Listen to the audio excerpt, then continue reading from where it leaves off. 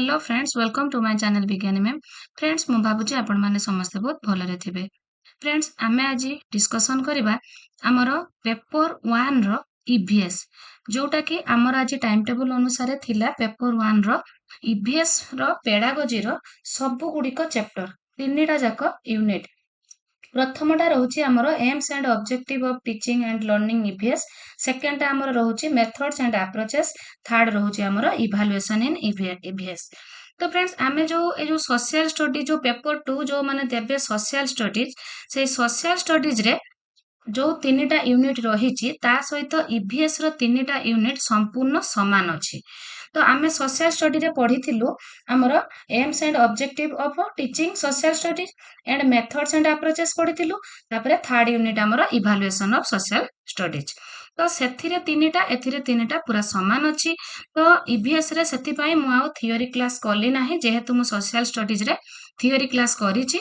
जो माने मोर theory class आपण माने सोशल स्टडीज रे देखि नाहांती, आपण माने जाई मो चैनल रे देखि दियंतु। मु ताकू हमर डिस्क्रिप्शन बॉक्स रे लिंक रे मध्य देई देबी। आपण माने जाईकी सोशल स्टडीज रो मु जो थियोरी क्लास करिछि सेटा को देखि देला परे आपण मानकर ईवीएस रो नॉलेज आसी जिवो।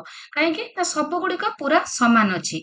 मु जते सोशल स्टडीज डिस्कशन करिछि सेते बेले मध्य कहिछि सोशल स्टडीज आमर उच्च स्तर हेला बेले परिवेश अध्ययन आमर निम्न स्तर प्रथम द्वितीय तृतीय चतुर्थ सहित सामाजिक पाठ आउ विज्ञान।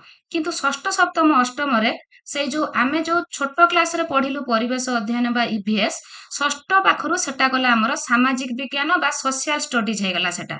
तो सेथिरे रहिला इतिहास भूगोल अर्थशास्त्र बा अर्थनीति और राजनीति विज्ञान बा नगर विज्ञान। तो ए पाठटा पूरा संपूर्ण समान पूरा रिलेटेड रहउची। तो सेति पई जो माने पेपर 2 देबे सोशल स्टडीज आ जो माने पेपर 1 देबे ईवीएस, सेमानकर पेडागोजीटा समान। मनरे कोनोसी द्वंद्व न रखिकी जो माने भी सोशल स्टडीज देबे ईवीएस पढंतु, वीडियो गुडी को देखंतु।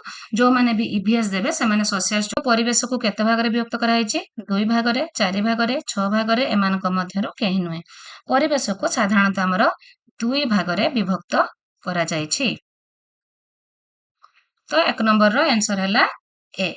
2 नंबर जिबा प्राकृतिक परिवेश को केते भाग रे विभक्त करा हैछि, हमर 3 भाग रे, 2 भाग रे, 3 भाग रे, 4 भाग रे, 5 भाग रे, एमानक मध्यरो केहि नुहे। तो एठी आंसर हबा हमर एमानक मध्यरो केहि नुहे। तापर आमे जिबा सामाजिक परिवेश को केते भाग रे विभक्त करा हैछि। सामाजिक परिवेश को हमर 3 भाग रे, 2 भाग रे, 5 भाग रे, 4 भाग रे। सामाजिक परिवेश को हमर साधारणतः 3 भाग रे विभक्त करा जायछि। निम्नलिखित मध्यरु केउ दुईटी को नै परिवेश गठित होई अछि।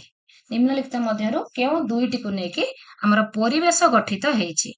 तो आमर भौतिक, जैविक, प्राकृतिक, सामाजिक, सामाजिक और सांस्कृतिक, मनुष्यकृत और सामाजिक।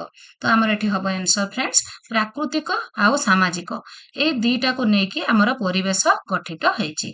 प्राकृतिक आमर आमर चारिपटर जो आमर देखुचे जोटा आमर प्रकृति तयारी जिंस, आउ सामाजिक होचे आमर संपूर्ण समाज। परिवेश अध्ययन काहेकि गुरुत्वपूर्ण? परिवेश सुरक्षा पाई, परिवेश संरक्षण पाई, ए आउ बी दुईटी जाक एमानक मध्यरु केहि नहे। तो फ्रेंड्स, आमर आंसर हबो आमर परिवेश सुरक्षा, परिवेश संरक्षण, आमर दुईटा जाक परिवेश अध्ययन पाई गुरुत्वपूर्ण। तो आमर आंसर हबो सी। ए आउ बी जेहेतु दुईटी रहउची तो आमर आंसर हबो सी। निम्नलिखित मध्यरु केउटी परिवेश अध्ययनर आवश्यकता? इंद्रियानुभूति मध्यरे वास्तव ज्ञान आहरण करिबो, विज्ञानर अवदान को उपलब्धि करिबो, परिवेश प्रति सचेतनता सृष्टि करिबा, ए बी सी तीनटा जाक आंसर। तो परिवेश अध्ययनर आमर इंद्रियानुभूति मध्यरे वास्तव ज्ञान आहरण करिबो, विज्ञानर अवदान को उपलब्धि करिबो, परिवेश प्रति सचेतनता सृष्टि करिबो, तीनटा जाक फ्रेंड्स आमर परिवेश अध्ययनर आवश्यकता रहिछि। तो ए सब गुडी को आमर उत्तर हबो। तो ईश्वर भाई पटेल कमिटी प्राथमिक विद्यालय रे सामाजिक पाठ परिवर्ते ପରିବେଶ ଅଧ୍ୟୟନ 1 ପାଇଁ ସୁପାରିଶ କରିଥିଲେ। ଆମେ ଯେତେବେଳେ କାଲି ପେପର 2 ର ସୋସିଆଲ ଷ୍ଟଡି ଡିସ୍କସନ କରୁଥିଲେ ସେଠି ଆମେ ଡିସ୍କସନ କରିଛେ ଈଶ୍ୱର ଭାଇ ପଟେଲ କମିଟି ଆଉ କଠାରୀ ଆୟୋଗ କଥା ଏମାନେ ଆମର ପରିବେଶ ଅଧ୍ୟୟନ କଥା ସୁପାରିଶ କରିଥିଲେ। ତ ଏଠି ମସିହା କଥା ଦେଲା 1977, 1987, 1997, 1967। ତ ଆମର କୋଉଟା ହଉଛି ଆନ୍ସର ହବ? ତ ଆମର 1977 ଏଟା ମଧ୍ୟ କାଲି ଆମେ ଥିଓରି କ୍ଲାସରେ ଡିସ୍କସନ କରିଥିଲୁ। ତ ଫ୍ରେଣ୍ଡସ୍ ତାପରେ ଆମେ 8 ନମ୍ବରକୁ ଯିବା। ଜାତୀୟ ପାଠ୍ୟକ୍ରମ ନମୁନା 1988 ଅନୁସାରେ ପରିବେଶ ଶିକ୍ଷାକୁ କେଉଁ ଶ୍ରେଣୀଠାରୁ 2ଟି ଅଲଗା ଅଲଗା ବିଷୟ ରୂପେ ପାଠ୍ୟକ୍ରମରେ ରଖାଯାଇଛି? ତ ଆମର କେଉଁ ଶ୍ରେଣୀଠାରୁ 2ଟା ମୁଁ ଟିକେ ଆଗରୁ ଆପଣମାନଙ୍କୁ କହିଲି କେଉଁ ଶ୍ରେଣୀଠାରୁ 2ଟାକୁ ଅଲଗା କରାଗଲା। ପ୍ରଥମ ଦ୍ୱିତୀୟରେ ମିଶେଇକି ରଖାଗଲା। ତୃତୀୟ ପାଖରୁ 2ଟାକୁ ଅଲଗା ଅଲଗା କରିଦିଆଗଲା। ତୃତୀୟ ପାଖରୁ କଣ କରାଗଲା? ଆମର ପରିବେଶ ବିଜ୍ଞାନ ଯୋଉ ରହିଲା ଆମେ ଆଉ ଆମ ପରିବେଶ ସେଥିରେ କଣ କରାଗଲା? ସାମାଜିକ ପାଠ ଅଲଗା କରିଦିଆଗଲା, ବିଜ୍ଞାନକୁ ଅଲଗା କରିଦିଆଗଲା। ତ ଏଠି ଆନ୍ସର ହବ 8 ନମ୍ବର ଆମର ତୃତୀୟ ଶ୍ରେଣୀ ଠାରୁ। ତୃତୀୟ ଶ୍ରେଣୀରେ ବିଜ୍ଞାନକୁ ଅଲଗା ଭାବରେ ପଢାଯିବାର କାରଣ ତାର ଚିନ୍ତା ଶକ୍ତି, ଯୁକ୍ତି ଶକ୍ତି, ବିଶ୍ଳେଷଣ ଦକ୍ଷତା ବିକଶିତ ହେବାକୁ ଆରମ୍ଭ କରିଥାଏ, ଆବିଷ୍କାର କରିବା ସାମର୍ଥ୍ୟ ହାସଲ କରିଥାଏ, ସେ ନିଜ ଚତୁଃପାର୍ଶ୍ୱରେ ଘଟଣାବଳୀକୁ ଅନୁଧ୍ୟାନ କରିବାକୁ ସକ୍ଷମ ହୋଇଥାଏ। ତ ଫ୍ରେଣ୍ଡସ୍ ଏଠି 3ଟି ଯାକ ଉତ୍ତର ଆମର ଠିକ ଅଛି। ତ ଆପଣଙ୍କୁ ଏଠି 3ଟା ଉତ୍ତର ମିଳିଗଲା। ଆପଣ ଏଇ ଉତ୍ତର ଗୁଡିକୁ ଭଲ ଭାବେ ମନେ ରଖନ୍ତୁ କାହିଁକି ନା ଏକ୍ସାମର ଗୋଟିଏ ପଏଣ୍ଟ ଦେଇକି ଆଉ ଅନ୍ୟ କିଛି ଦେଇଥାଇପାରେ। ତ ଏଠି 3ଟା ଯାକ ଯେହେତୁ ଠିକ ଅଛି ତ ଆମର ଆନ୍ସର ହବ ଡି। ନିମ୍ନଲିଖିତ ମଧ୍ୟରୁ କେଉଁଟି ପରିବେଶ ଅଧ୍ୟୟନର ଲକ୍ଷ୍ୟ ନୁହେଁ? ପରିବେଶର ସଂରକ୍ଷଣ, ପରିବେଶର ସୁରକ୍ଷା, ପରିବେଶର ସଂଜ୍ଞା ଜାଣିବା ଏମାନଙ୍କ ମଧ୍ୟରୁ କେହି ନୁହେଁ। ତ ଆମର ପରିବେଶ ଅଧ୍ୟୟନର ଲକ୍ଷ୍ୟ ଅଛି ପରିବେଶର ସଂରକ୍ଷଣ କରିବ, ପରିବେଶର ସୁରକ୍ଷା କରିବ। ତ ପରିବେଶର ସଂଜ୍ଞା ଜାଣିବା ଏଇଟା ହଉଛି ପରିବେଶ ଅଧ୍ୟୟନର ଲକ୍ଷ୍ୟ ନୁହେଁ। ସାମାଜିକ ବିଜ୍ଞାନରେ ଶିକ୍ଷାଦାନ ଗୁରୁତ୍ୱପୂର୍ଣ୍ଣ ନୀତି। କାରଣ ନୀତି ନିୟମ ମାନି ତଦନୁସାରେ ଜୀବନଯାପନକୁ ନିୟନ୍ତ୍ରଣ କରିବା, ସମାଜର ବିଭିନ୍ନ ବସ୍ତୁ ଓ ପଦାର୍ଥକୁ ଜାଣିବା, ଏହା ଏକ ବିଜ୍ଞାନ ଯାହା ସମାଜ ଉପରେ ଗୁରୁତ୍ୱ ପ୍ରଦାନ କରିଥାଏ ଏମାନଙ୍କ ମଧ୍ୟରୁ କେହି ନୁହେଁ। ତ ନୀତି ନିୟମ ମାନି ତଦନୁସାରେ ଜୀବନଯାପନକୁ ନିୟନ୍ତ୍ରଣ କରିବା ଏଇଟା ହଉଛି ଆମର ସାମାଜିକ ବିଜ୍ଞାନର ଶିକ୍ଷାଦାନର ଗୁରୁତ୍ୱପୂର୍ଣ୍ଣ ନୀତି। ପରିବେଶ ଅଧ୍ୟୟନ କେଉଁ ଶ୍ରେଣୀରେ ପଢାଯାଏ? ପଞ୍ଚମ, ଦ୍ୱିତୀୟ, ଅଷ୍ଟମ ଏମାନଙ୍କ ମଧ୍ୟରୁ କେହି ନୁହେଁ। ତ ଆମର ପରିବେଶ ଅଧ୍ୟୟନ ଆମର ପଞ୍ଚମ ଶ୍ରେଣୀରେ କଣ ରହିଛି? ପରିବେଶ ଅଧ୍ୟୟନରେ ଆମର ସାମାଜିକ ପାଠ ଆଉ ବିଜ୍ଞାନ ରହୁଛି। ଆଉ ଅଷ୍ଟମରେ ନୁହେଁ, ଏମାନଙ୍କ ମଧ୍ୟରୁ କେହି ନୁହେଁ। ତ ଏଟା ହଉଛି ହବ ଆମର ଦ୍ୱିତୀୟ ଶ୍ରେଣୀ।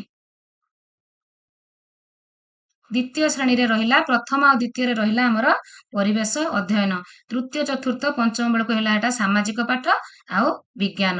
ଷଷ୍ଠ ବେଳକୁ ହେଇଗଲା ସେଟା ସାମାଜିକ ବିଜ୍ଞାନ ଯୋଉଟା ଇତିହାସ, ଭୂଗୋଳ, ଅର୍ଥନୀତି ଆଉ ଆମର ନଗର ବିଜ୍ଞାନ ବା ରାଜନୀତି ବିଜ୍ଞାନ।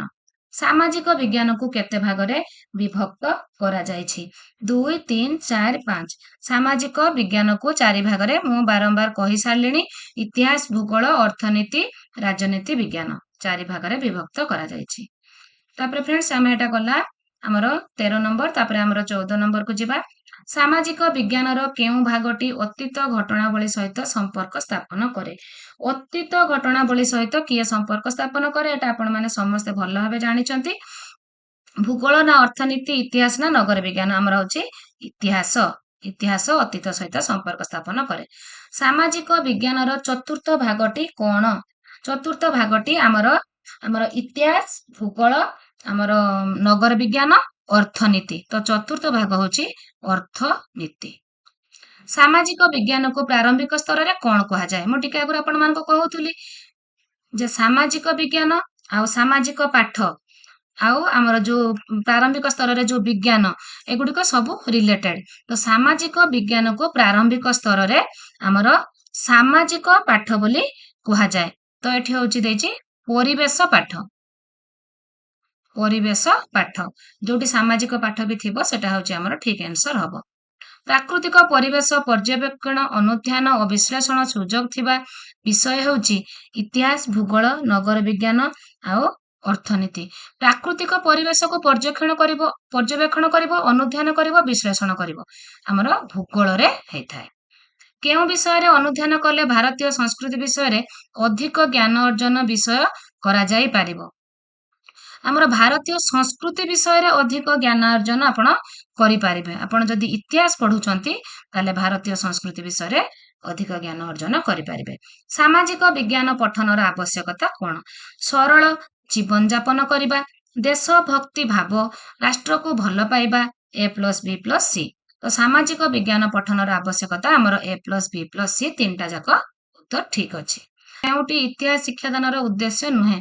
ଆମ ଗୌରବମୟ ସାଂସ୍କୃତିକ ଐତିହ୍ୟ ସମ୍ପର୍କରେ ଜାଣିବା, ଭାରତୀୟ ସମାଜ କିପରି ବିଭିନ୍ନ ସ୍ତର ଦେଇ ବିକାଶ ଲାଭ କରିଛି ତାହା ଜାଣିବା, ଅତୀତର ଘଟଣାକୁ ଅଧ୍ୟୟନ କରି ବର୍ତ୍ତମାନର ସ୍ଥିତିକୁ ବୁଝିବା, ଏହା ଆମର ଆତ୍ମସମ୍ମାନ ବୃଦ୍ଧି କରେ ନାହିଁ କହିଲା। ତ ଏଇଟା ହବ ଆମର ଇତିହାସ ଶିକ୍ଷାଦାନର ଉଦ୍ଦେଶ୍ୟ ନୁହେଁ। 21 ନମ୍ବର ଡି। କାହିଁକି ନା ଏହା ଆମର ଆତ୍ମସମ୍ମାନ ବୃଦ୍ଧି କରେ ନାହିଁ ବୋଲି କହିଲା।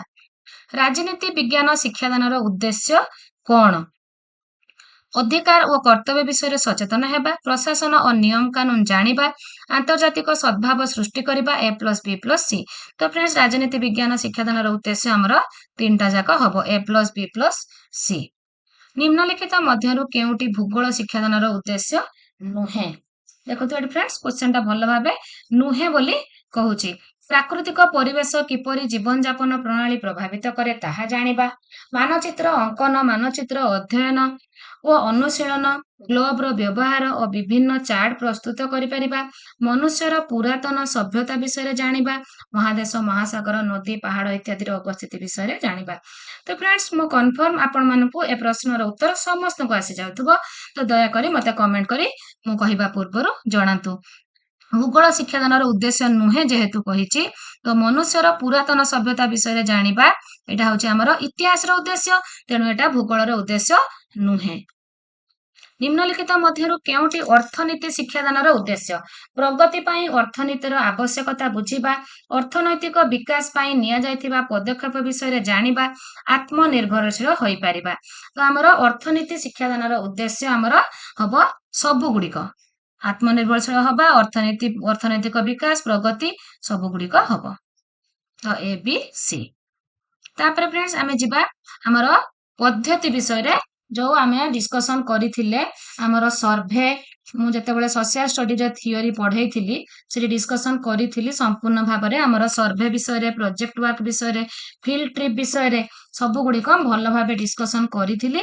ଆଉ ଆମର ଆକ୍ଟିଭିଟି ବେସ୍ଡ ଆପ୍ରୋଚ ଆଣ୍ଡ ଆମର ସବଜେକ୍ଟ ବେସ୍ଡ ଆପ୍ରୋଚ, ଦିଟା ଆପ୍ରୋଚ ମଧ୍ୟ ପଢେଇଥିଲି। ଯୋଉମାନେ ଦେଖିନାହାନ୍ତି ମୁଁ ମୋର ଏଇଟା ହଉଛି ଦେଇଦେବି ଡେସ୍କ୍ରିପସନ ବକ୍ସରେ, ଆପଣମାନେ ଦେଖିନେବେ। ପଦ୍ଧତି ହେଉଛି ଶିକ୍ଷଣ ଆକଳନ ନିମନ୍ତେ ପ୍ରକ୍ରିୟା, ଭାବ ଆଦାନ ପ୍ରଦାନ ପ୍ରକ୍ରିୟା, ଶିକ୍ଷଣ ପାଇଁ ଯୋଜନା ପ୍ରସ୍ତୁତି, A,B,C। ତ ପଦ୍ଧତି ହେଉଛି, ମୁଁ କାଲି ଏଟା ଥିଓରି କ୍ଲାସରେ ଭଲ ଭାବେ କହିଛି, ପଦ୍ଧତି ଆମର ଶିକ୍ଷଣ ଆକଳନ ନିମନ୍ତେ ଗୋଟେ ପ୍ରକ୍ରିୟା, ଭାବ ଆଦାନ ପ୍ରଦାନ ପାଇଁ ପ୍ରକ୍ରିୟା, ଶିକ୍ଷଣ ପାଇଁ ଯୋଜନା ପ୍ରସ୍ତୁତି ପ୍ଲସ୍ ଆମର ମୂଲ୍ୟାୟନ ମଧ୍ୟ, ସବୁଗୁଡ଼ିକ ଯାଉଛି ଆମର ପଦ୍ଧତି ଭିତରେ, ତେଣୁ ଏଟା A,B,C ସବୁଗୁଡ଼ିକ ହବ। ନିମ୍ନଲିଖିତ ମଧ୍ୟରୁ କେଉଁଟି ଉତ୍ତମ ଶିକ୍ଷାଦାନ ପଦ୍ଧତିର ବୈଶିଷ୍ଟ୍ୟ ନୁହେଁ?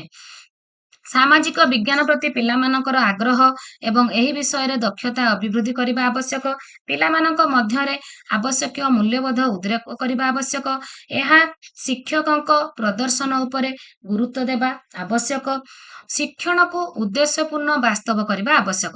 ଏଟା ଉତ୍ତମ ଶିକ୍ଷାଦାନ ପଦ୍ଧତିର ବୈଶିଷ୍ଟ୍ୟ ନୁହେଁ କହିଲା, ଏହା ଶିକ୍ଷକଙ୍କ ପ୍ରଦର୍ଶନ ଉପରେ ଗୁରୁତ୍ୱ ଦେବା ଆବଶ୍ୟକ ଯେଟା କହିଲା, ଏଇଟା ହଉଛି ଆମର ବୈଶିଷ୍ଟ୍ୟ ନୁହେଁ। 2 ନମ୍ବର ସି। ମନୁଷ୍ୟ ହେଉଛି ପରିବେଶର ଏକ ମୁଖ୍ୟ ଅଂଶ, ଗୌଣ ଅଂଶ। ଆମର ପରିବେଶର ଏହାର ଭୂମିକା ମଧ୍ୟମ ଧରଣର, ଏମାନଙ୍କ ମଧ୍ୟରୁ କେହି ନୁହେଁ। ଫ୍ରେଣ୍ଡସ୍ ପରିବେଶର ମନୁଷ୍ୟ ହେଉଛି ଏକ ମୁଖ୍ୟ ଅଂଶ। ନିମ୍ନଲିଖିତ ମଧ୍ୟରୁ କେଉଁଟି ପରିବେଶ ଅଧ୍ୟୟନର ମୁଖ୍ୟ ଉଦ୍ଦେଶ୍ୟ? ପରିବେଶ ସମ୍ବନ୍ଧୀୟ ଜ୍ଞାନ ଆହରଣ, ତଥ୍ୟ ଏବଂ ପ୍ରମାଣ ସଂଗ୍ରହ, ବର୍ଗୀକରଣ ଏବଂ ତୁଳନା, A,B,C। ତ ଏ ପରିବେଶ ଅଧ୍ୟୟନରେ ଆମେ ତିନିଟା ଯାକ କାମ କରିଥାଉ। ତ ଫ୍ରେଣ୍ଡସ୍ ଆମର ଆନ୍ସର ହବ A,B ଆଉ C, ତିନିଟା ଯାକ ହବ। ପରିବେଶ ଅଧ୍ୟୟନରେ ଅନ୍ୱେଷଣ ପନ୍ଥା ହେଉଛି ଶିକ୍ଷକ କୈନ୍ଦ୍ରିକ, ଶିକ୍ଷାର୍ଥୀ କୈନ୍ଦ୍ରିକ, ଶିକ୍ଷଣ କୈନ୍ଦ୍ରିକ, A,B,C। ତ ପରିବେଶ ଅଧ୍ୟୟନର ଯୋଉ ପନ୍ଥା ମୁଁ କହୁଛି, ଯୋଉ ଆପ୍ରୋଚେସ୍ ଗୁଡା ମୁଁ ଡିସ୍କସନ କରିଥିଲି, ଆକ୍ଟିଭିଟି ବେସ୍ଡ ଆଣ୍ଡ ଆମର ସବଜେକ୍ଟ ବେସ୍ଡ, ଆମର ଅନ୍ୱେଷଣ ପନ୍ଥା ହେଉଛି ଶିକ୍ଷାର୍ଥୀ କୈନ୍ଦ୍ରିକ, ଚାଇଲ୍ଡ ସେଣ୍ଟର୍ଡ ଆପ୍ରୋଚ। ନିମ୍ନଲିଖିତ ମଧ୍ୟରୁ କେଉଁଟି ଅନ୍ୱେଷଣ ପନ୍ଥାର ଏକ ସୋପାନ? ସମସ୍ୟା ଉପସ୍ଥାପନ, ଅନୁକଳ୍ପନା ସୃଷ୍ଟି, तापरे हमर आंसर रहउची देखिबा समस्यार समाधान ए बी सी। तो एठी हमर तीनोटी जाक जेहेतु उत्तर ठीक अछि तो हमर डी हबो ए बी सी।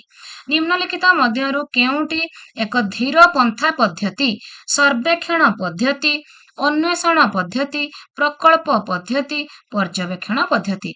धीर पंथा कहूची तो आमर अन्वेषण करिबाटा गोटे होची धीर पंथा पद्धति अन्वेषण पद्धति।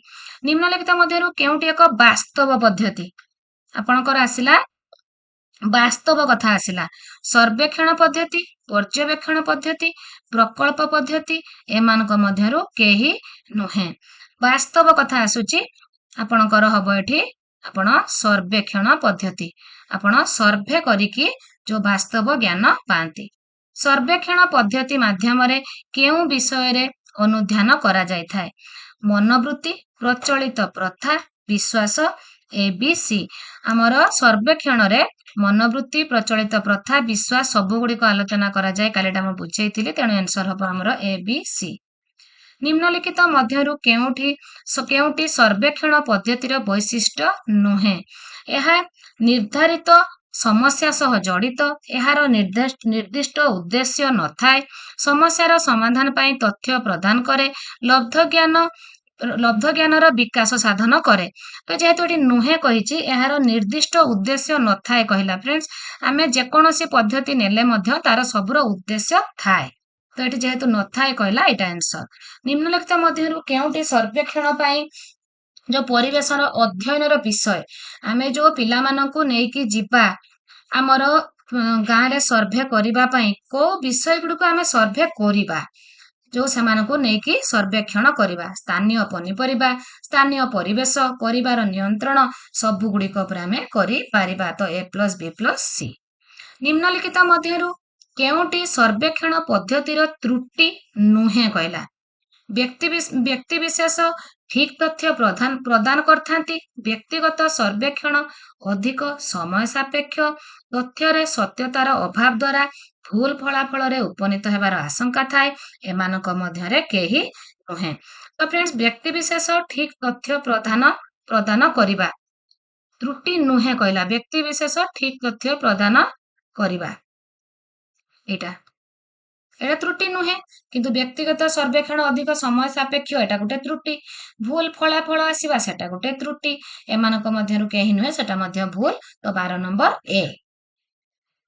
प्रकल्प पद्धतिर व्यवहारर मुख्य उद्देश्य प्रकल्पटा जेहेतु फ्रेंड्स एटा होचे हमर प्रोजेक्ट वर्क रहउची एटा होची प्रोजेक्ट वर्क तो आपण जो ज्ञान ताकू देबे पिलाटा को जो पाठ आपण पढेइबे से प्रथमे ज्ञान आहरण करिवो ता परे जाईकी से प्रयोग करिवो तो एठी हमर आंसर हबो ए प्लस बी ज्ञान प्रयोग सबु रहिबो तो हमर आंसर हबो ए प्लस बी। प्रकल्प पद्धति केउ मसिहारे सूत्रपात होइथिला तो एटा को भलो भाबे आमे काली डिस्कशन करिथिले प्रकल्प पद्धति किए बाहर करचंती किए ताकू बेसी पुष्टि देइचंती काहाकर प्रगतिवादी चिंताधारा उपरे पर्यवेसित तीन जनक नाम भलो भाबे आलोचना थियोरी क्लास रे करिछि आपण माने जाईकी सोशल स्टडीज बोली भाबंतुनी ईवीएस हो कि सोशल स्टडीज हो पेपर 1 पेपर 2 बहुत समस्ते पढंतु। तो प्रकल्प पद्धति आमर 1918 मसिया सूत्रपात होइथिला। प्रकल्प पद्धति रे जन्मदाता कहा कुआ जाए जॉन ड्यू विलियम एच किलप्राटिक जे ए स्टीवेंसन एमानक मध्यरु केही नुहे। तो फ्रेंड्स हमर एटे तीन जनक ना देला तीन जनक ना इंपोर्टेंट आपण माने एटे कंफ्यूजन हे जाई पारंती काहे कि आपण मन रे कंफ्यूजन आसी पारे जेहेतु जॉन ड्यू कर प्रगतिवादी चिंताधारा उपरे प्रकल्प पद्धति पर्यवेसित विलियम एच किलप्राटिक होचंती प्रकल्प पद्धतिर मुख्य हमर प्रवर्तक जे ए स्टीवेंसन ए जो प्रकल्प पद्धति को अधिक पुष्ट करिथिले तो एठी हमर जन्मदाता हेबे विलियम एच किलप्राटिक। प्रकल्प हेउची एक समस्या मूलक काली मु कहिथिली किए कहिथिले प्रकल्प होउची गोटे समस्या मूलक कार्य बोली काली मु आलोचना करिथिली जहा कि स्वाभाविक परिवेश मध्यरे संपादित होइथाय जे ए स्टीवेंसन ड्यूई किलप्राटिक एमानक मध्यरु केही नुहे हमर स्टीवेंसन हबो जे कि କହିଥିଲେ ପ୍ରକଳ୍ପ ହେଉଛି ସମସ୍ୟାମୂଳକ କାର୍ଯ୍ୟ। ପ୍ରକଳ୍ପର ଆମର ପ୍ରୋଫେସର କିଲପାଟ୍ରିକ ପ୍ରକଳ୍ପକୁ କେତେ ଭାଗରେ ବିଭକ୍ତ କରିଛନ୍ତି? 2, 1, 4, 5। ତ ଫ୍ରେଣ୍ଡସ୍ ପ୍ରକଳ୍ପକୁ 4 ଭାଗରେ ବିଭକ୍ତ କରାଯାଇଛି। ଏଟା ହେଉଛି ମଧ୍ୟ ଆମେ ଭଲ ଭାବେ କାଲି ଡିସ୍କସନ କରିଥିଲେ। ଆମର ଗଠନାତ୍ମକ ପ୍ରକଳ୍ପ, କଳାତ୍ମକ ପ୍ରକଳ୍ପ, ସମସ୍ୟାମୂଳକ ପ୍ରକଳ୍ପ, ଦଳଗତ ପ୍ରକଳ୍ପ। ସମସ୍ୟାମୂଳକ ସମସ୍ୟା ସମାଧାନ ପାଇଁ, ଦଳଗତ କାର୍ଯ୍ୟ ପାଇଁ, କିନ୍ତୁ ଗଠନାତ୍ମକ ଆଉ କଳାତ୍ମକ ଯେହେତୁ ଡିଫରେନ୍ସ ରହୁଛି ମୁଁ ସେଟାକୁ ଭଲ ଭାବେ ନୋଟ୍ କରିବା ପାଇଁ କହିଥିଲି। ଯୋଉମାନେ ନ ଦେଖିଛନ୍ତି ଯାଇକି ଥିଓରି କ୍ଲାସ୍ ଯୋଉ କାଲି ମୁଁ ଅପଲୋଡ କରିଥିଲି ଦେଖିପାରିବେ। ନିମ୍ନଲିଖିତ ମଧ୍ୟରୁ କେଉଁ ପ୍ରକଳ୍ପ ଦ୍ୱାରା ଶିକ୍ଷାର୍ଥୀଙ୍କର ଜ୍ଞାନ ନିର୍ମାଣ ହେଇଥାଏ? ଏ କଥା ମୁଁ କହିଥିଲି ଯେ ଆପଣମାନେ ଏଗୁଡାକୁ ମନେ ରଖନ୍ତୁ। ଜ୍ଞାନ ନିର୍ମାଣ ଗଠନାତ୍ମକ ଦ୍ୱାରା ହୁଏ, ସୌନ୍ଦର୍ଯ୍ୟାନୁଭୂତିର ବିକାଶ କଳାତ୍ମକ ପ୍ରକଳ୍ପ ଦ୍ୱାରା ହୁଏ। ତ ଆମର ଜ୍ଞାନ କଥା କହିଲା ମାନେ ଗଠନାତ୍ମକ ହବ। ପ୍ରକଳ୍ପ ପଦ୍ଧତିର କେତୋଟି ସୋପାନ ଅଛି? ପ୍ରକଳ୍ପ ପଦ୍ଧତି ସୋପାନ ଗୁଡିକ ମଧ୍ୟ ଆମେ ଆଲୋଚନା କରିଥିଲୁ। ପ୍ରକଳ୍ପ ପଦ୍ଧତିରେ 6ଟି ସୋପାନ ଅଛି। ଆପଣ କେମିତି ପ୍ରକଳ୍ପ ନିର୍ବାଚନ କରିବେ, କେମିତି ତା ପାଇଁ ଯୋଜନା ପ୍ରସ୍ତୁତି କରିବେ, ତାକୁ କେମିତି କାର୍ଯ୍ୟରେ କରିବେ, ତାକୁ ପୁଣି କେମିତି ମୂଲ୍ୟାୟନ କରିବେ, ତାକୁ ପୁଣି କିପରି ଆପଣ ରେଜିଷ୍ଟର ମେଣ୍ଟେନ କରିବେ, ସବୁ ଆମେ ଭଲ ଭାବେ ଡିସ୍କସନ କରିଛୁ। ପ୍ରକଳ୍ପ ନିର୍ବାଚନ କେଉଁ ଅନୁଯାୟୀ ହେବା ଉଚିତ? ଆବଶ୍ୟକତା, ରୁଚି, ଆଗ୍ରହ, ABC। ପ୍ରକଳ୍ପଟା ସବୁବେଳେ ପିଲାର ଆବଶ୍ୟକତାକୁ ନିର୍ଭର କରିବା ଦରକାର, ରୁଚି ଆଗ୍ରହ ସବୁକୁ, ତେଣୁ ABC ହବ। ତାପରେ ଆମର 21 ନମ୍ବର ଦେଖିବା। ପ୍ରକଳ୍ପ ପଦ୍ଧତି କେଉଁ ନୀତି ଉପରେ ପର୍ଯ୍ୟବେସିତ? ମନୋବିଜ୍ଞାନ ସମ୍ମତ, ସମାଜ ବିଜ୍ଞାନ ସମ୍ମତ, ଆମର ଉଭୟ A, B ଏମାନଙ୍କ ମଧ୍ୟରୁ କେହି ନୁହେଁ। ମନୋବିଜ୍ଞାନ ସମାଜ ବିଜ୍ଞାନ ଦିଟା ଯାକ ଉପରେ ପର୍ଯ୍ୟବେସିତ, ତେଣୁ ଆମର A ଆଉ B। ପର୍ଯ୍ୟବେକ୍ଷଣକୁ ସାଧାରଣତଃ କେତେ ଭାଗରେ ବିଭକ୍ତ କରାଯାଇଛି? ଯୋଉଟା ଆମର ଅବଜରଭେସନକୁ ସାଧାରଣତଃ 2 ଭାଗରେ ବିଭକ୍ତ କରାଯାଇଛି। ଶ୍ରେଣୀ ବାହାରେ ପର୍ଯ୍ୟବେକ୍ଷଣ ଅନ୍ୟ ନାମ କଣ? ପ୍ରତ୍ୟକ୍ଷ ପର୍ଯ୍ୟବେକ୍ଷଣ, ମୁକ୍ତ ପର୍ଯ୍ୟବେକ୍ଷଣ, A+B ଏମାନଙ୍କ ମଧ୍ୟରୁ କେହି ନୁହେଁ। ତ ଆମର ଶ୍ରେଣୀ ବାହାରେ ଯୋଉଟା ପର୍ଯ୍ୟବେକ୍ଷଣ କରାଯାଉଛି ସେଟା ସମ୍ପୂର୍ଣ୍ଣ ପ୍ରତ୍ୟକ୍ଷ, ଯେହେତୁ ପିଲାକୁ ଆପଣ ବାହାରକୁ ନେଇକି ନିଜେ ପ୍ରାକ୍ଟିକାଲ ଜିନିଷ ଦେଖାଉଛନ୍ତି ତ ସେଟା ତା ପାଇଁ ପ୍ରତ୍ୟକ୍ଷ। ଯେହେତୁ ଆପଣ ତାକୁ ନେଇକି ମୁକ୍ତ ଭାବରେ ପର୍ଯ୍ୟବେକ୍ଷଣ କରୁଛନ୍ତି ତ ସେଟା ମୁକ୍ତ ମଧ୍ୟ। ତ ଶ୍ରେଣୀ ବାହାରେ ପର୍ଯ୍ୟବେକ୍ଷଣ। ଆଉ ଏଟା ଆଉ ଗୋଟେ ଅର୍ଥରେ ବି ହେଇପାରେ, ଯୋଉ ପ୍ରତ୍ୟକ୍ଷ ପର୍ଯ୍ୟବେକ୍ଷଣ କଣ ନା ଆପଣ ଯଦି ପିଲାଟାକୁ ପର୍ଯ୍ୟବେକ୍ଷଣ କରତେ ଚାହିଁବେ ପିଲା ବାହାରେ କେମିତି ଆକ୍ଟିଭିଟି କରୁଛି ତ ଆପଣ ପ୍ରତ୍ୟକ୍ଷ ନଲେଜ ପାଇଲେ, ପ୍ଲସ୍ ମୁକ୍ତ, ସିଏ ବାହାରେ ଜାଣି ପାରୁନଥିବ ଆପଣ ତାକୁ ଅବଜର୍ଭ କରୁଛନ୍ତି ବୋଲି, ତେଣୁ ସେଟା ତା ପାଇଁ ମଧ୍ୟ ମୁକ୍ତ ହେଇଯିବ। ତ ଏଠି ଆନ୍ସର ହବ A+B। ପର୍ଯ୍ୟବେକ୍ଷଣ ଉପକରଣ କଣ? ଚିତ୍ର, ପ୍ରତିରୂପ, ଫଟୋଗ୍ରାଫ, A+B+C। ତ ଆମର ପର୍ଯ୍ୟବେକ୍ଷଣ କରିବା ପାଇଁ ଆମର ଚିତ୍ର ବି ଦରକାର, ପ୍ରତିରୂପ ବି ଦରକାର, ଫଟୋଗ୍ରାଫ ବି ଦରକାର। ତ ଆନ୍ସର ହବ A+B+C। ତ ଫ୍ରେଣ୍ଡସ୍ ଆପଣ ମାନେ ଖାଲି A+B+C ଦେଖିକି ଖୁସି ହୁଅନ୍ତୁ ନାହିଁ, ଯୋଉ 3ଟା ପଏଣ୍ଟ ଅଛି ତାକୁ ମନେ ରଖନ୍ତୁ। କାହିଁକି ନା ପର୍ଯ୍ୟବେକ୍ଷଣର ଉପକରଣ ଧରନ୍ତୁ ଏଠି ଦେଇଦବ ଫଟୋଗ୍ରାଫ ଏକ୍ସାମରେ, ସେଠି ଆଉ କିଛି ଦେଇଦବ, ସେଠି ଦେଇଦବ ପୁସ୍ତକ କି ଆଉ କଣ ଦେଇଦେଲେ ସେଠି ଆପଣ କନଫ୍ୟୁଜ ହେଇଯିବେ। ତ এই ଯୋଉ ଚିତ୍ର, ଫଟୋଗ୍ରାଫ, ପ୍ରତିରୂପ ସବୁଗୁଡା ପର୍ଯ୍ୟବେକ୍ଷଣର ଉପକରଣ ବୋଲି ମନେ ରଖନ୍ତୁ। ଇତିହାସ ଶିକ୍ଷାଦାନ ସମୟରେ କେଉଁ ପଦ୍ଧତିର ପ୍ରୟୋଗ ହୋଇଥାଏ? ବର୍ଣ୍ଣନା ପଦ୍ଧତି, ଆଲୋଚନା ପଦ୍ଧତି, ABC ଏମାନଙ୍କ ମଧ୍ୟରୁ କେହି ନୁହେଁ। ତ ଆମର ଇତିହାସ ଶିକ୍ଷାଦାନ ସମୟରେ ଆମର କଣ ହେଇଥାଏ ନା ABC, ମାନେ ବର୍ଣ୍ଣନା ପଦ୍ଧତି, ଆଲୋଚନା ପଦ୍ଧତି, ତେଣୁ A, B ଦୁଇଟା ଯାକ ଆଲୋଚନା ହେଇଥାଏ। ତ ଆମର ଆନ୍ସର ହବ C, A+B। କେଉଁ ପଦ୍ଧତି ଇତିହାସ ଶିକ୍ଷାଦାନ ମଧ୍ୟରେ ସବୁଠାରୁ ଗୁରୁତ୍ୱପୂର୍ଣ୍ଣ କହିଲା? ସବୁଠୁ ଗୁରୁତ୍ୱପୂର୍ଣ୍ଣ କାଲି ଆମେ ଆଲୋଚନା କରିଥିଲେ ଗଳ୍ପକଥନ, ନା ଚିନ୍ତା ପ୍ରତ୍ୟାଶା, ନା ବର୍ଣ୍ଣନା ଆଲୋଚନା, ନା ଏମାନଙ୍କ ମଧ୍ୟରୁ କେହି ନୁହେଁ। ଗଳ୍ପକଥନ ଦ୍ୱାରା ପିଲାର ଭଲ ଭାବେ ମନେ ରୁହେ। ଆପଣ ଆକବର ହଉ ବାବର ହଉ ଯାଇକି ଆପଣ ଯଦି ଗପ କହିବେ ସେମାନଙ୍କର ଭଲ ଭାବେ ମନେ ରହିବ। ତ ଫ୍ରେଣ୍ଡସ୍ ତାପରେ ଆମର ଏଠି ଆସିଲା 29। ଇତିହାସ ଶିକ୍ଷାଦାନ ପାଇଁ କେଉଁ ପ୍ରକାର ଗଳ୍ପ ବ୍ୟବହାର କରାଯାଏ? ସତ୍ୟ ଗଳ୍ପ, କିମ୍ବଦନ୍ତୀ, ଉପକଥା, ABC। ଆମର ସବୁ ଗୁଡିକ ଦରକାର ଇତିହାସ ଶିକ୍ଷାଦାନ ପାଇଁ। ତ ଆମର ABC ସବୁ ଗୁଡିକ ହବ। କେଉଁ ଗଳ୍ପ ମାଧ୍ୟମରେ ପିଲାମାନଙ୍କର କଳ୍ପନା ଶକ୍ତିର ସମ୍ପୂର୍ଣ୍ଣ ବିକାଶ କରାଯାଇ ପାରିବ? ସତ୍ୟ ଗଳ୍ପ, କିମ୍ବଦନ୍ତୀ, ଉପକଥା ଏମାନଙ୍କ ମଧ୍ୟରୁ କେହି ନୁହେଁ। ପିଲାର କଳ୍ପନା ଶକ୍ତିର ସମ୍ପୂର୍ଣ୍ଣ ବିକାଶ ଆପଣ ଯଦି ସତ୍ୟ ଗଳ୍ପ କହିବେ ହେଇପାରିବ। କେଉଁ ଗଳ୍ପ ସମ୍ପୂର୍ଣ୍ଣ ରୂପେ କଳ୍ପନାକୁ ଆଧାର କରିଥାଏ? ଉପକଥା, କିମ୍ବଦନ୍ତୀ, ସତ୍ୟ ଗଳ୍ପ ଏମାନଙ୍କ ମଧ୍ୟରୁ କେହି ନୁହେଁ। ଉପକଥା ଗୁଡ଼ିକ ସମ୍ପୂର୍ଣ୍ଣ ରୂପେ କଳ୍ପନାକୁ ଆଧାର କରିଥାଏ। କେଉଁ ଗଳ୍ପ ମାଧ୍ୟମରେ ପିଲାମାନଙ୍କର କଳ୍ପନା ଶକ୍ତିର ବିକାଶ କରାଯାଇଥାଏ? ପିଲାମାନଙ୍କର କଳ୍ପନା ଶକ୍ତି କଥା ଆସିଲା ସେଇ ଆମର ସତ୍ୟ ଗଳ୍ପ। ସତ୍ୟ ଗଳ୍ପ ଦ୍ୱାରା ପିଲାମାନଙ୍କର କଳ୍ପନା ଶକ୍ତିର ବିକାଶ ହୁଏ। ବର୍ଣ୍ଣନା ପ୍ରଣାଳୀ କେଉଁ ଶ୍ରେଣୀ ପାଇଁ ପ୍ରଯୁଜ୍ୟ? ଆପଣ ବର୍ଣ୍ଣନା କରିବେ ଯାଇକି ଗୋଟେ କଥାକୁ ନିମ୍ନ ପ୍ରାଥମିକ, ଉଚ୍ଚ ପ୍ରାଥମିକ, ନିମ୍ନ ମାଧ୍ୟମିକ। ଆମର B+C।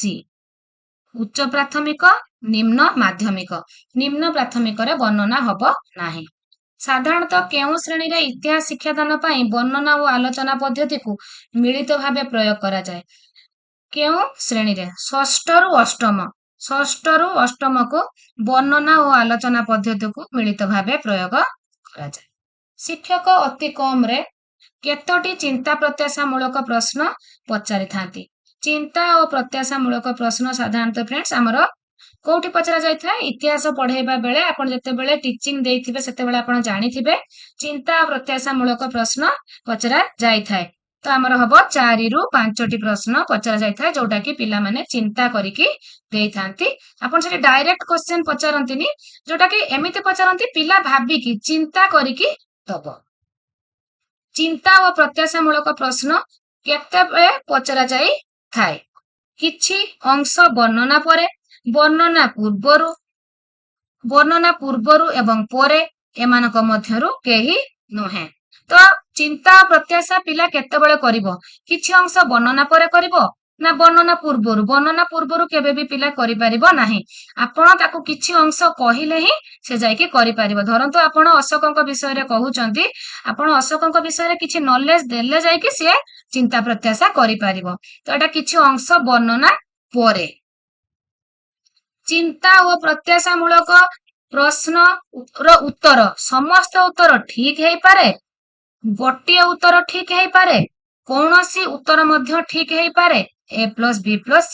ପିଲାଟି ଯେହେତୁ ଚିନ୍ତା କରିକି ଦଉଛି ତାହେଲେ ଆମର ସମସ୍ତ ଉତ୍ତର ବି ଠିକ ହେଇଯିବ, ଗୋଟେ ଉତ୍ତର ବି ଠିକ ହେଇପାରେ, କୌଣସି ଉତ୍ତର ମଧ୍ୟ ଠିକ ହୋଇ ନପାରେ। ଏଟା ହେଇଥାନ୍ତା ବୋଧେ, ଠିକ ଉତ୍ତର ଲେଖା ହେଇନାହିଁ ଏଟା। ତ ଏଠି ଆମର ABC। ପିଲା ଯେହେତୁ ନିଜେ ଚିନ୍ତା କରିକି ଦଉଛି କିଛି ବି ହେଇପାରେ। କୌଣସି ଶ୍ରେଣୀର ପିଲାମାନେ ବର୍ଣ୍ଣନା ପଦ୍ଧତି ଦ୍ୱାରା ଉପକୃତ ହୁଅନ୍ତି ନାହିଁ? କେଉଁ ଶ୍ରେଣୀର ପିଲାମାନେ? କେଉଁ ଶ୍ରେଣୀର ପିଲାମାନେ ଆମର ବର୍ଣ୍ଣନା ଦ୍ୱାରା ଉପକୃତ ହୁଅନ୍ତି ନାହିଁ? ନିମ୍ନ ଶ୍ରେଣୀର। ଆପଣ ଯଦି ତାଙ୍କ ଆଗରେ ଯାଇ ଖାଲି ଠିଆ ହେଇକି ବର୍ଣ୍ଣନା କରିଦେବେ ତାହେଲେ ସେଟା ହେଇପାରିବ ନାହିଁ, ତାଙ୍କୁ ଆମକୁ ଆକ୍ଟିଭିଟି ବେସ୍ଡ ନେଇତେ ପଡିବ। ନିମ୍ନଲିଖିତ ମଧ୍ୟରୁ କେଉଁଟି କ୍ଷେତ୍ର ଭ୍ରମଣ ପଦ୍ଧତିର ବୈଶିଷ୍ଟ୍ୟ ନୁହେଁ କହିଲା ଫ୍ରେଣ୍ଡସ୍? କାଳ୍ପନିକ ଚିନ୍ତାଧାରା ସୃଷ୍ଟି କରେ, ଘୋଷା ପଦ୍ଧତିରୁ ଆମକୁ ମୁକ୍ତି ପ୍ରଦାନ କରେ, ଇନ୍ଦ୍ରିୟାନୁଭୂତି ଗ୍ରହଣ କରେ, ସ୍ୱଶିକ୍ଷଣରେ ସହାୟକ ହୁଏ। କ୍ଷେତ୍ର ଭ୍ରମଣ ପଦ୍ଧତିର ବୈଶିଷ୍ଟ୍ୟ ନୁହେଁ କହିଲା, ତ ଆମର ଘୋଷା ପଦ୍ଧତିରୁ ଆମକୁ ମୁକ୍ତି ପ୍ରଦାନ କରେ, ଏଟା ହଉଛି ବୈଶିଷ୍ଟ୍ୟ ନୁହେଁ କହିଲା। ଇନ୍ଦ୍ରିୟାନୁଭୂତି ଗ୍ରହଣ କରେ, ସ୍ୱଶିକ୍ଷଣରେ ସହାୟକ ହୁଏ, କାଳ୍ପନିକ ଚିନ୍ତାଧାରା ସୃଷ୍ଟି କରେ। କ୍ଷେତ୍ର ଭ୍ରମଣଟା ଆମର ଯୋଉ କାଳ୍ପନିକ ଚିନ୍ତାଧାରା କହିଲା, ଏଇଟା ଯୋଉ କହିଲା ଏଇଟା ହଉଛି ହବ। କାହିଁକି ହବ ନା ଆମର କାଳ୍ପନିକ ଚିନ୍ତାଧାରା ନୁହେଁ, କ୍ଷେତ୍ର ଭ୍ରମଣରେ ସବୁବେଳେ ବାସ୍ତବ ଚିନ୍ତାଧାରା ସୃଷ୍ଟି ହେଇଥାଏ। ତ ଆମର 39A। ବର୍ଣ୍ଣନା ପଦ୍ଧତିର କେନ୍ଦ୍ରବିନ୍ଦୁ କିଏ? ବର୍ଣ୍ଣନା ପଦ୍ଧତିର କେନ୍ଦ୍ରବିନ୍ଦୁ ଆମର ଯେହେତୁ ଏଠି ବର୍ଣ୍ଣନା କରାଯାଉଛି ତ ଏଠି ଶିକ୍ଷକ ନା ଛାତ୍ର? ବର୍ଣ୍ଣନା ସମୟରେ ଶିକ୍ଷକ ହଉଛନ୍ତି କେନ୍ଦ୍ରବିନ୍ଦୁ। ଶିକ୍ଷକ ବର୍ଣ୍ଣନା କରିବେ, ଛାତ୍ର ଶୁଣିବେ। ଇତିହାସ ଶିକ୍ଷାଦାନ ସମୟରେ କେଉଁ ପଦ୍ଧତିକୁ ପ୍ରୟୋଗ କରାଯାଏ? ବର୍ଣ୍ଣନା, ଆଲୋଚନା, A+B। A+B। ଇତିହାସରେ ବେଶୀ ବର୍ଣ୍ଣନା ଆଉ ଆଲୋଚନାକୁ ନିଆଯାଏ ଆଉ ଗଳ୍ପ କଥନକୁ ନିଆଯାଏ। ପ୍ରକଳ୍ପ ପଦ୍ଧତି କେଉଁ ଦର୍ଶନ ଉପରେ ପର୍ଯ୍ୟବେସିତ? କାର୍ଯ୍ୟ ମାଧ୍ୟମରେ ଶିକ୍ଷଣ ଠାରୁ ଜୀବନ ମାଧ୍ୟମରେ ଶିକ୍ଷଣ, ନିଜେ କରି ଅଭିଜ୍ଞତା ହାସଲ କରିବା। ତ ଆମର ହଉଛି ଏଠି ହବ A+B। ଦିଟା ଯାକ କାର୍ଯ୍ୟ ମାଧ୍ୟମରେ ଶିକ୍ଷଣ, ନିଜେ କରି ଅଭିଜ୍ଞତା ହାସଲ କରିବା, ଯେହେତୁ ପ୍ରକଳ୍ପଟା ପିଲାକୁ କରତେ ଦିଆଯାଏ। ପ୍ରକଳ୍ପ ପଦ୍ଧତିର ପ୍ରବର୍ତ୍ତକ କିଏ? ଆମେ ଟିକେ ଆଗରୁ କହିଲେ କିଲପ୍ରାଟ୍ରିକ୍ ହେଉଛନ୍ତି ପ୍ରକଳ୍ପ ପଦ୍ଧତିର ପ୍ରବର୍ତ୍ତକ। ଏଠି ପ୍ରିଣ୍ଟିଂ ମିଷ୍ଟେକ୍ ଅଛି, ସେଟା ଗାଁ ନୁହେଁ ପା ହବ ସେଟା। ପ୍ରକଳ୍ପ ପଦ୍ଧତିର ନୀତି ଗୁଡିକ तो नीति गुड़िक आमर केउ गुड़िक उद्देश्य कार्य अभिज्ञता सबु गुड़िक हूँ आमर प्रकल्पर नीति। प्रकल्प पद्धतिर शिक्षक केउ भूमिका ग्रहण करती? बंधु, अभिप्रेरक, सक्रिय परिचालक। प्रकल्प पद्धतिर शिक्षक शिक्षक नहेकि से पिला मानकर फ्रेंड हुंती, अभिप्रेरक भी हुंती, आउ आमर परिचालक मध्य हुंती। तो ए बी सी। विषय वस्तु दृष्टि प्रकल्प को केते भागरे विभक्त करा जायछि? विषय वस्तु दृष्टि प्रकल्प को आमर दुई भागरे विभक्त करा जायछि। शिक्षार्थी मानकर संख्या अनुसार प्रकल्प केते भागरे विभक्त करा जायछि? 5 4 3 2 आमर दुई भागरे विभक्त करा जायछि। प्रकल्प पद्धतिर विभिन्न सोपान गुड़िक कौन? प्रकल्प पद्धतिर विभिन्न सोपान परिस्थिति सृष्टि करिवे, प्रकल्प निर्वाचन, उद्देश्य निर्वाचन करिवे, योजना प्रस्तुत करिवे, सबु गुड़िक आमर सोपान रहुछि। तेणु ए बी सी। आपण मन रखंतु पॉइंट गुड़िक केतेबेले भी केमती क्वेश्चन आसी पारे। इतिहास शिक्षादान तथा शिक्षणर समस्त पद्धति मध्यरु केउ पद्धति सबुठारु आकर्षणीय? इतिहास शिक्षादानर सबुठु आकर्षण पिला मानको कोउटा लागे? नाट्याभिनय, क्षेत्र भ्रमण, वर्णना आलोचना एमानक मध्यरु केही नय। फ्रेंड्स, नाट्याभिनय करिबाको पिलांको सबुठु आनंददायक होइथाय। तो एइटा ही सबुठु आकर्षणीय। भूगोल शिक्षादान केउ पद्धतिर अधिक उपयोगी होइथाय? भूगोल जो शिक्षादान करिबा पर्यवेक्षण ना आपणकर सर्वेक्षण, प्रकल्प एमानक मध्यरु केउटी नुहे। तो भूगोल बेले आमर पर्यवेक्षण ऑब्जर्वेशनटा सबुठु अधिक उपयोगी। पिला निजे ऑब्जर्व करके शिखिबो। परिस्थिति दृष्टि पर्यवेक्षण को केते भागरे विभक्त करा जायछि? परिस्थिति दृष्टि आमर पर्यवेक्षण को दुई भागरे विभक्त करा जायछि। आलोचना मुख्य उद्देश्य होछि दलगत चिंतन, मिलित सिद्धांत माध्यम शिक्षण को सफल करिबा। ए प्लस बी एमानक मध्यरु केही नय। आलोचनार मुख्य उद्देश्य ए प्लस बी, दलगत चिंतन, मिलित सिद्धांत माध्यम शिक्षण को सफल करिबा। प्रणावली विवरणी रेडिंग आमर एटा होछि रेटिंग स्केल हबो, बहुत प्रिंटिंग मिस्टेक रहउछि। Rating scale, checklist, A plus B plus C. आमर पर्यवेक्षण जेतेबेले विद्यालय स्तर रे सीसी कार्यक्रम चलीथिला आपण जानिथिबे, आमर मुख्य साधन ए प्लस बी प्लस सी सब गुड़िक हबो। चार्ट केउ उद्देश्य हासिल निमंते व्यवहार कराइथाय? तथ्य, आकार तथा परिसंख्यान मध्यरे संपर्क दर्शाइबा, तथ्य को संकेत रे प्रकाश करिबा, आग्रह सृष्टि करिबा। ए प्लस बी प्लस सी। तो एठी हबो हमर ए प्लस बी प्लस सी। प्रकल्प पद्धति रे पिला मानकर केउ दक्षता वृद्धि हुए? प्रकल्प पद्धति रे शारीरिक मानसिक, मानसिक सामाजिक, नैतिक शारीरिक एमानक मध्यरु केही नहे। तो फ्रेंड्स, प्रकल्प पद्धति रे हमर पिला निजे तयारी कला बेले तार शारीरिक आउ ब्रेन खटै के जेहेतु करे शारीरिक आउ मानसिक दुईटी दक्षता वृद्धि पाए। चिंता प्रत्याशामूलक प्रश्न काहे की पचरा जाए? चिंता करबा पई सुजोग, पूर्व कथा मने पकेया पई ए प्लस बी एमानक मध्यरु केही नहे। पिला को चिंता करबा पई सुजोग दबा पई। शिक्षण दृष्टि पर्यवेक्षणर अर्थ वस्तु को देखिबा, देखि तथ्य संग्रह करिबा। ए प्लस बी एमानक मध्यरु केही नुहे। देखि तथ्य संग्रह करिबा होछि पर्यवेक्षणर ऑब्जर्वेशनर मुख्य अर्थ। भूगोल शिक्षण को सहज सुंदर बोधगम्य पाई श्रेणी गृह रे केउ उपाय रे पर्यवेक्षण करा जाय?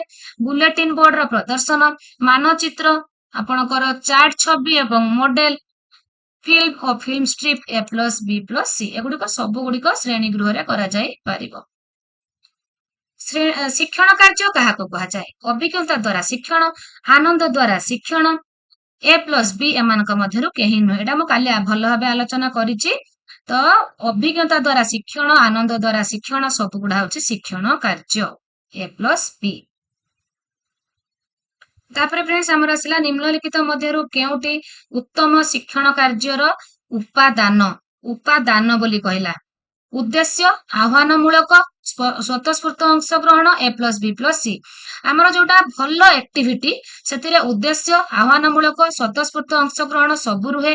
तेणु ए प्लस बी प्लस सी। शिक्षण कार्य द्वारा शिक्षार्थी मानकर केउ दक्षता वृद्धि पाए? एक्टिविटी करिबा द्वारा पिलार को दक्षता घोषिबो, बुझिबो। स्वशिक्षण, दलगत शिक्षण। फ्रेंड्स, हमर स्वशिक्षण अधिक हेइथाय, तापर जायकि दलगत शिक्षण, किंतु प्रथमे रहइबो स्वशिक्षण। पिला निजे करिकि शिखे। ताको आपण जते टीएलएम एका देबे, सिए सहपाठी मानक सहित मिसिकि तांको पाखरु देखिकि निजे शिखिबो। ନିଜେ ଶିକ୍ଷା ଯେହେତୁ ସେଠି ଶିକ୍ଷକଙ୍କର ସ୍ଥାନ ବହୁତ କମ ଥାଏ, କାମ ବହୁତ କମ ଥାଏ, ତେଣୁ ସେଠି ପିଲା ସ୍ୱଶିକ୍ଷଣ କରେ। ଶିକ୍ଷଣ କାର୍ଯ୍ୟ ପ୍ରତ୍ୟେକ ପିଲାର ପ୍ରକୃତି ଉପରେ ଆଧାରିତ, ସାମର୍ଥ୍ୟ ଉପରେ ଆଧାରିତ। ଏ ପ୍ଲସ୍ ବି ଏମାନଙ୍କ ମଧ୍ୟରୁ କେହି ନୁହେଁ। ଶିକ୍ଷଣ କାର୍ଯ୍ୟ ପିଲାର ପ୍ରକୃତି, ସାମର୍ଥ୍ୟ ସବୁ ଉପରେ ପର୍ଯ୍ୟବେସିତ ହେବା ଆବଶ୍ୟକ। ତେଣୁ ଏ ପ୍ଲସ୍ ବି ଦେଲେ ଯାଇକି ସେଟା ଆମର ଫଳବତୀ ହେଇପାରିବ। ଶିକ୍ଷଣ କାର୍ଯ୍ୟ ଭିତ୍ତିକ ପନ୍ଥା ହେଉଛି ଶିକ୍ଷାଦାନ ଶିକ୍ଷଣ ପଦ୍ଧତି, ବିଭିନ୍ନ ପଦ୍ଧତିର ସମାହାର। ଏ ପ୍ଲସ୍ ବି ଏମାନଙ୍କ ମଧ୍ୟରୁ କେହି ନୁହେଁ। କାଲି ମୁଁ କହିଥିଲି ଗୋଟିଏ ପନ୍ଥା ଭିତରେ ବିଭିନ୍ନ ପଦ୍ଧତି ରହିପାରିବ। ତ ଆକ୍ଟିଭିଟି ବେସ୍ଡ ଆପ୍ରୋଚ୍ ସେଟା ଗୋଟେ ପନ୍ଥା ହେଲା ବେଳେ ତା ଭିତରେ ଆପଣ ଅଭିନୟ ନେଇପାରିବେ, ଗଳ୍ପ କଥନ ନେଇପାରିବେ, ଆପଣ ପ୍ରକଳ୍ପ ନେଇପାରିବେ। ତେଣୁ ଶିକ୍ଷଣ କାର୍ଯ୍ୟଭିତ୍ତିକ ପନ୍ଥା ହେଉଛି ବିଭିନ୍ନ ପଦ୍ଧତିର ସମାହାର। 64B।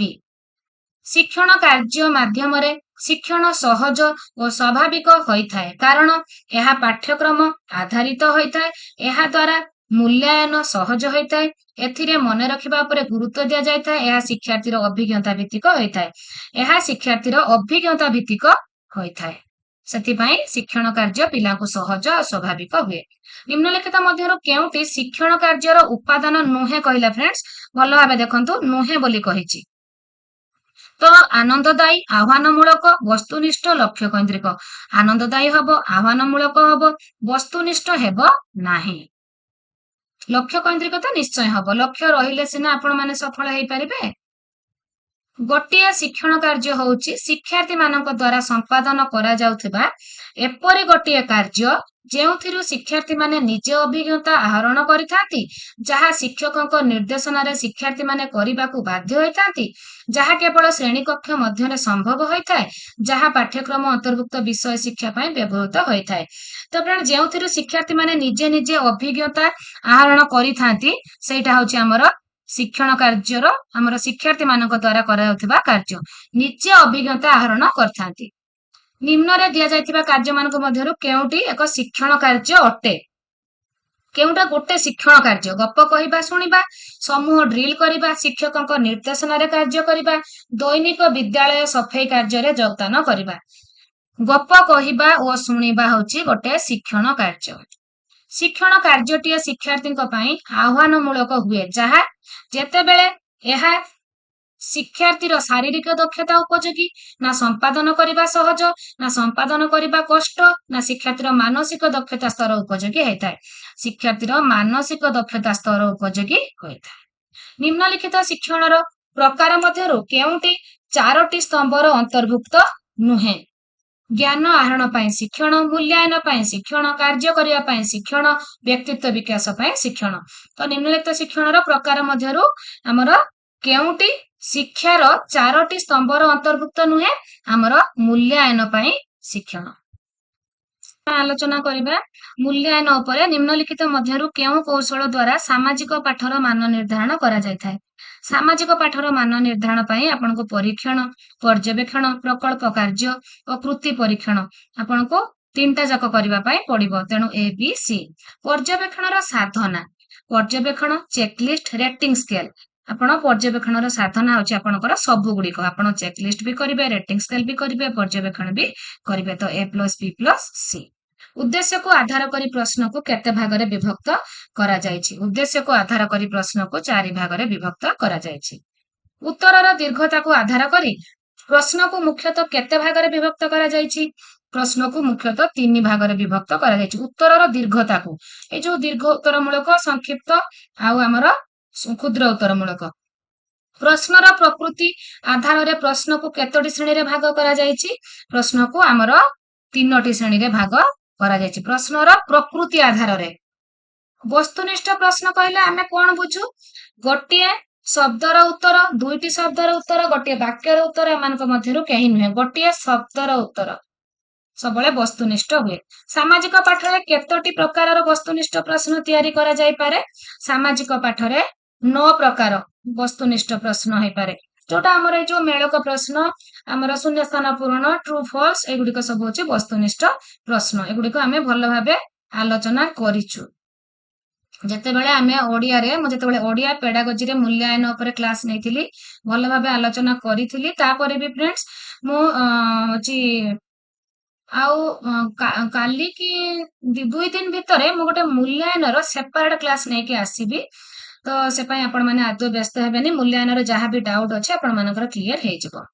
ଆଫ୍ରିକା ମହାଦେଶର ଯେକୌଣସି 5ଟି ମହାଦେଶର ନାମ ଲେଖ। ଏହା କେଉଁ ଭିତ୍ତିକ ପ୍ରଶ୍ନ? ତ ଫ୍ରେଣ୍ଡସ୍ ଆମେ ଜ୍ଞାନ ଭିତ୍ତିକ ପ୍ରଶ୍ନ ଗୁଡିକ ଏଇ ଟାଇପ ରେ ହୁଏ। ମୁଁ ଆପଣମାନଙ୍କୁ କହିଥିଲି ଡାଇରେକ୍ଟ ପ୍ରଶ୍ନ। ବଦ୍ଧ ଭିତ୍ତିକ ଆପଣଙ୍କର ହୁଏ କାରଣ ଦର୍ଶାଅ, ପାର୍ଥକ୍ୟ ଦର୍ଶାଅ, ସାମଞ୍ଜସ୍ୟ, ସବୁ ଏଗୁଡା ହୁଏ ବଦ୍ଧ ଭିତ୍ତିକ। କୌଶଳ ହେଲା ଯେଗୁଡା ଆମର ପ୍ରୟୋଗ ପ୍ରଶ୍ନ। ତ ଏଠି ଆଫ୍ରିକାର 5ଟି ଦେଶର ନାମ ଡାଇରେକ୍ଟ ପ୍ରଶ୍ନ ପଚରା ଯାଇଛି, ତ ଏଟା ହଉଛି ଜ୍ଞାନ ଭିତ୍ତିକ। ତାପରେ ଫ୍ରେଣ୍ଡସ୍ ଆମର ପର୍ଯ୍ୟବେକ୍ଷଣ କୌଶଳର ମୁଖ୍ୟ ସାଧନା ଗୁଡିକ। ଘଟଣାବଳୀ ବିବରଣୀ, ରେଟିଂ ସ୍କେଲ, ଚେକଲିଷ୍ଟ, ABC। ପର୍ଯ୍ୟବେକ୍ଷଣ କରିସାରିବା ପରେ ଆପଣଙ୍କୁ ଘଟଣାବଳୀର ବିବରଣୀ ଲେଖିବା ପାଇଁ ପଡେ, ଆପଣଙ୍କୁ ସାଧନ ରେଟିଂ ସ୍କେଲ ନବା ପାଇଁ ପଡେ, ଚେକଲିଷ୍ଟ ନବା ପାଇଁ ପଡେ। ତ ଏଠି ହବ ABC 3ଟା ଯାକ। ରେଟିଂ ସ୍କେଲ କେଉଁ ସମୟରେ ବ୍ୟବହାର କରାଯାଏ? ଶ୍ରେଣୀ ଗୃହ ପରିସ୍ଥିତିରେ, ଶିକ୍ଷାର୍ଥୀମାନଙ୍କ ବିଭିନ୍ନ କାର୍ଯ୍ୟରେ ଅଂଶଗ୍ରହଣର ସ୍ଥିତି ଜାଣିବା ପାଇଁ, ଶିକ୍ଷାର୍ଥୀଙ୍କ କାର୍ଯ୍ୟକଳାପକୁ ଭଲ ଭାବେ ପର୍ଯ୍ୟବେକ୍ଷଣ ପାଇଁ, A+B। ତ ଫ୍ରେଣ୍ଡସ୍ ଆମର ରେଟିଂ ସ୍କେଲକୁ ଶ୍ରେଣୀ ଗୃହ ପରିସ୍ଥିତିରେ ଶିକ୍ଷାର୍ଥୀମାନଙ୍କର ବିଭିନ୍ନ କାର୍ଯ୍ୟରେ ଅଂଶଗ୍ରହଣର ସ୍ଥିତି ଜାଣିବା ପାଇଁ ୟୁଜ୍ କରାଯାଏ। ଚେକଲିଷ୍ଟ ଦ୍ଵାରା କେଉଁ ବ୍ୟବହାର ନିର୍ଣ୍ଣୟ କରାଯାଏ? ନାହିଁ କହିଲା ଫ୍ରେଣ୍ଡସ୍ ଏଠି। ଆମର ତୁଳନାତ୍ମକ ଆଉ ଗଠନାତ୍ମକ A+B 2ଟା ଯାକ ବ୍ୟବହାର ନିର୍ଣ୍ଣୟ କରାଯାଇପାରେ ନାହିଁ। ବା ପିଲାର ବିବରଣୀ ଲିପିବଦ୍ଧ କରିବା। କେଉଁ ସାଧନୀ ଆମେ ବ୍ୟବହାର କଲେ ଆମେ କରିପାରିବା? ତ ଘଟଣାବଳୀ ବିବରଣୀ, ଚେକଲିଷ୍ଟ, ରେଟିଂ ସ୍କେଲ, ABC। ତ ବକ୍ତୃତା ଦଉଛି ପିଲାମାନେ, ଆମେ ସେଟା କହୁଛୁ ଗୋଟେ ଚେକଲିଷ୍ଟ କରିବା। ଡକ୍ଟର କିଲପାଟ୍ରିକ୍ କେଉଁ ମସିହାରେ ପ୍ରକଳ୍ପ ପଦ୍ଧତିର ସୂତ୍ରପାତ କରିଥିଲେ? ଏଟା ଆମେ ଟିକେ ଆଗରୁ ଆଲୋଚନା କଲେ 1918ରେ। ପ୍ରକଳ୍ପ ପଦ୍ଧତିରେ କେତୋଟି ନିର୍ଦ୍ଦିଷ୍ଟ ସୋପାନ ଅଛି? ପ୍ରକଳ୍ପ ପଦ୍ଧତିରେ ନିର୍ଦ୍ଦିଷ୍ଟ ସୋପାନ ବିଷୟରେ ଆମେ ଟିକେ ଆଗରୁ ଆଲୋଚନା କରିକି ଗଲେ। ପ୍ରକଳ୍ପ ପଦ୍ଧତିରେ ଆମର 5ଟି ସୋପାନ ଅଛି। ପ୍ରକଳ୍ପ କାର୍ଯ୍ୟ ଦ୍ୱାରା ପିଲାମାନଙ୍କର କେଉଁ ଭାବ ସୃଷ୍ଟି ହୁଏ? ସାହାଯ୍ୟ, ସହାନୁଭୂତି, ସକାରାତ୍ମକ ମନୋଭାବ, ABC। ତ ଆମର ପ୍ରକଳ୍ପ ଦ୍ୱାରା ପିଲାର 3ଟି ଯାକ ମନୋଭାବ ବୃଦ୍ଧି ହୁଏ, ତେଣୁ ହବ ଆମର ABC। ପ୍ରକଳ୍ପ କାର୍ଯ୍ୟ ଏକ ସମସ୍ୟା ଭିତ୍ତିକ କାର୍ଯ୍ୟକ୍ରମ, ଯାହାକି ଏକ ସାମାଜିକ ପରିବେଶରେ ସମ୍ପାଦିତ ହୋଇଥାଏ, ଏକ ରାଜନୈତିକ ପରିବେଶରେ ସମ୍ପାଦିତ ହୋଇଥାଏ, ଅର୍ଥନୈତିକ ପରିବେଶରେ ସମ୍ପାଦିତ ହୋଇଥାଏ। ଏମାନଙ୍କ ମଧ୍ୟରୁ କୋଉଠି ନୁହେଁ? ତ ପ୍ରକଳ୍ପଟା ଗୋଟେ ସାମାଜିକ ପରିବେଶରେ ସମ୍ପାଦିତ ହୋଇଥାଏ। ନିମ୍ନଲିଖିତ ମଧ୍ୟରୁ କେଉଁ ମୂଲ୍ୟାୟନ ଦ୍ୱାରା ଶିକ୍ଷାର୍ଥୀମାନେ ନିଜର ନିର୍ଦ୍ଧାରଣ କରିପାରନ୍ତି? ଆପଣଙ୍କର ପ୍ରକଳ୍ପ କାର୍ଯ୍ୟ, କୃତ ମୂଲ୍ୟାୟନ ଆଉ ପର୍ଯ୍ୟବେକ୍ଷଣ, ପରୀକ୍ଷଣ। ଯେହେତୁ ଶିକ୍ଷାର୍ଥୀ ମାନେ ନିଜର ନିର୍ଦ୍ଧାରଣ, ଏଟା ହଉଛି ଆପଣଙ୍କର ହବ କୃତ ମୂଲ୍ୟାୟନ। ବୌଦ୍ଧିକ ବିକାଶର ପରିମାପ ନିମନ୍ତେ କେଉଁ ପରୀକ୍ଷଣ କରାଯାଇଥାଏ? ବୌଦ୍ଧିକ ବିକାଶର, ତେଣୁ ଏଠି କୁହାଯାଉଛି ରଚନାତ୍ମକ, ବସ୍ତୁନିଷ୍ଠ, ମୌଖିକ ପରୀକ୍ଷଣ। ଏଟା ହଉଛି ABC ସବୁ। ବୌଦ୍ଧିକ ପରୀକ୍ଷା ପାଇଁ ସବୁ ଦରକାର।